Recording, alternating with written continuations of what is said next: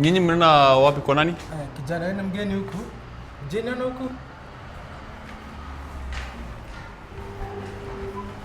Yaani umesema ulipi, si ndio? Ulipi, unalipa ama ulipi? Nalipa. Kama ulipi uniambie.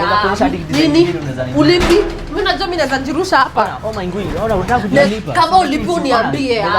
Nini? Ulipi?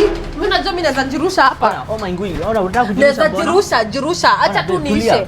Kama nakwambia kitu unaweza sikia. Tokens kidogo tu hivi uweze lipa. Kuna nini unaweza tumia nayo kuwatch? Si lazima tutumie. Mimi nataka kuwatch movie. Nataka kuwatch movie. Tulia basi ni kwa. Niruke. Sema one. Acha usikue. Msiruke please. I promise. Nini inaendelea? Kini hiki kinakataa kwa tokens ni watch movie. Chwani ni watch movie. Udem najaribu kumexplainia kuna app anaweza tumia. Ona clear. Ngoja acha. Kuna app anaweza tumia kuwatch movie akiwa amedownload. App gani? Si inaitwa Usin app. Wow. Alafu sasa wewe unataka kujirusha babe. Hiyo unaona hiyo app? Acha nikuelezee. Bro, sasa usikii hiyo Usin app haina ads, haina adult content na pia ni free. Alafu unaweza weka kwa laptop, kwa simu, kwa TV, kwa MacBook pia. Hivyo ndo na try kumwelezea alafu kwa laptop, kwa MacBook na bado kwa TV. Na si ndio? Hadi kwa simu. Alafu unajua unaipata aje?